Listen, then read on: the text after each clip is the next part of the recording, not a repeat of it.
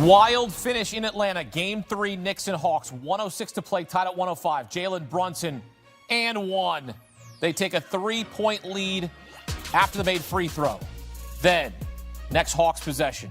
Jalen Johnson gets a bucket, but then it's CJ McCollum on the jumper to give him a 1-point lead, 109-108. Last possession for the Knicks. Down 1, 6 seconds. Jalen Brunson to the bucket. And the Hawks seal it off and turn it over. And the Hawks win it 109-108, winning back-to-back games by 1 point to take a 2-1 series lead. And for more, welcome in former NBA Coach of the Year, Avery Johnson. As a player, helped the Spurs win the title in 1999. Avery, take me through that final possession for the Knicks. You see Jalen Brunson drive in and just the defense closes every option out, and then it's a turnover and a game ender for the Knicks. Well, everyone in the global world knew that the play was going to be ran for Jalen Brunson. And the Knicks didn't have any type of counters, decoys, and give the Atlanta Hawks credit. They knew exactly where the ball was going. Initially, they tried to run what we call a rub screen to get the ball to Brunson, to get him a free catch, to isolate him in the middle of the floor. But give Atlanta credit. They got their best defender, Tyson, back into the game to deny him the basketball. He had to work a little bit harder, Tyson Daniels, and then they got the switch, double team, which was smart. My wife actually called that. She said, double team Jalen Brunson. They did. He turned the ball over. Poor execution, poor spacing. They turned the ball over, didn't even get a shot at the basket. That was one that I know Mike Brown and the New York Knicks wish they can have back. Cassandra is a certified ball knower. I know that. You know that as well. Shouts to her as well here because, man, what the Hawks did on this night, you want to talk about the effort from Jalen Johnson and then CJ McCollum, the veteran, because, look, the Knicks were making extra chance points, points in the paint, fast break points. Wasn't a super clean basketball game, some turnovers here and there late. But talk about the effort of Jalen Johnson there in the end, and then CJ McCollum, the veteran, coming up clutch on that jumper.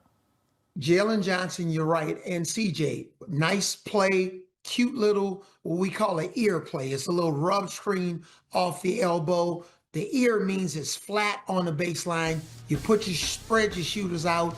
He made that play. It was great. But also Jonathan Kuminga, off the bench. He was special tonight. I'm so happy for that kid, for everything that he went through with Golden State.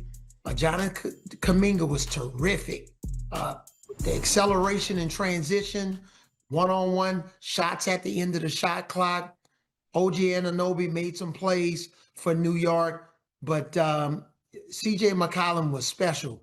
You see what Atlanta's doing. Everywhere Jalen Brunson is on the floor, they're seeking him out. Middle of the floor, that's called horns up, bad defender. You find the bad defender, you hope he switches on you. But even if he doesn't switch on you, he's going to miscalculate his steps, do something to put the defense in a compromised position. Atlanta's clicking on all cylinders right now. Yeah, CJ McCollum, the veteran, with 81 points through the first 3 games of this series. That's the second most in Hawks playoff history behind only Trae Young. Look, CJ McCollum's great. And this team, look, people may be writing this team off, right? Because there's some of the guys on this Atlanta Hawks squad are kind of, forgotten about, right? But when you talk about Jonathan Kuminga, 21 points off the bench, and then his defense late there to seal that win right there, I mean, right there, that's the unsung hero of this game. Yeah, that trade for Jonathan Kuminga was as good as it could be, especially for the Hawks, and bad for the Golden State Warriors. With Jimmy Butler being out, who knows what could have happened in that game against Phoenix in the play-in. Maybe if Jonathan Kuminga was in uniform, he could have helped, especially when Steph Curry is struggling. But he was a terrific pickup. This Atlanta Hawks team is as good as they've looked since Nate McMillan was unceremoniously dismissed from this team. They're playing great. But Hakeem, here's the major storyline for this game. You want me to give it to you? Yeah, I think I know what it is, but go for it. Because you and I are friends, right?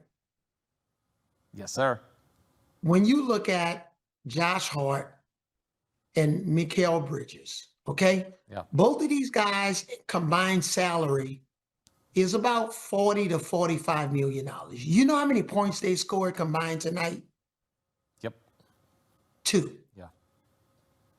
You know how many draft picks the Knicks gave up for Mikal Bridges? 5 or 6, and he was scoreless. And Josh Hart was 1 for 9. If I'm sitting there as a coach, as much as I'm thinking about Jalen Brunson and how we could have gotten a better shot for him at the end, we think about these things as coaches. I'm thinking more about these 2 guys who's sucking up a large number of my salary cap that's in the starting lineup, and I'm getting little to no production. At my age right now, I can score 2 points in an NBA playoff game. Yeah, Josh So Hart I think and that's Mikal going to be a Bridges big were 1 of factor. 12. 1 of 12. Yes, they were a combined 1 of 12. Yeah, but also, too, and I get Mike Brown with the idea of resting Brunson and Towns to begin the fourth quarter, but every bucket counts. They were down by as many as 18 in the first half, down by as many as 11 in the fourth quarter, 7:30 to play. You need those guys on the floor because if you're talking about Hart and Bridges who don't have it, you need the guys that do. You saw Miles McBride, Deuce McBride hit some big buckets there, but you need those other role players to step up, like you said.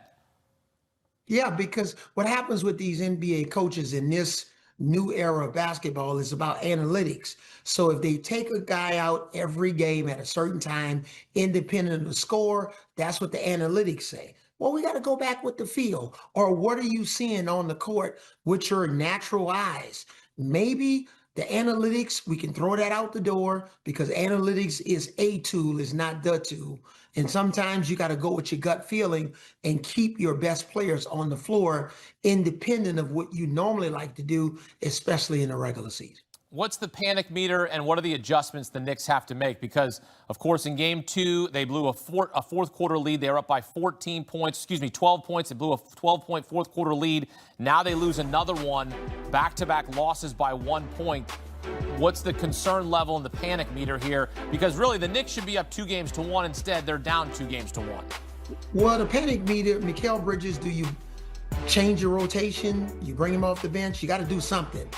Jordan Clarkson, do you give him a little bit more playing time? Landry Shamet, whatever it is, you got to do something because when you're getting little to no production from those guys, you got to change your rotation up, a little bit and maybe play through Anunoby a little, some more, especially when he's on the box. Make CJ McCollum. He's not very good defensively. Get him more involved, slow him down, not just on the offensive end, but on the defensive end. Well, it's not good news for the Knicks, Avery. The Knicks have lost 5 straight series when trailing 2-1. Got to snap that streak, try to even it up on Saturday. Game 4 back in Atlanta. Avery Johnson here with us on CBS Sports HQ. Avery, thank you. Back-to-back losses by 1 point. The Knicks, just the 4th team in NBA playoff history to lose back-to-back games by 1 point. And look, that Game 2 loss was self-inflicted. They had a 12-point fourth quarter lead. They blew that. It was tied for the largest blown lead entering the fourth quarter in franchise playoff history. The other time was the choke game in 1994 against Reggie Miller and the Pacers. Here, it's CJ McCollum and the Hawks that once again get the final bucket in the final seconds, and the Knicks cannot get off a shot at the end, and now they find themselves down 2-1. Coming up, we'll relive the drama. Full highlights from Atlanta, Knicks, and Hawks Game 3 next on CBS Sports HQ.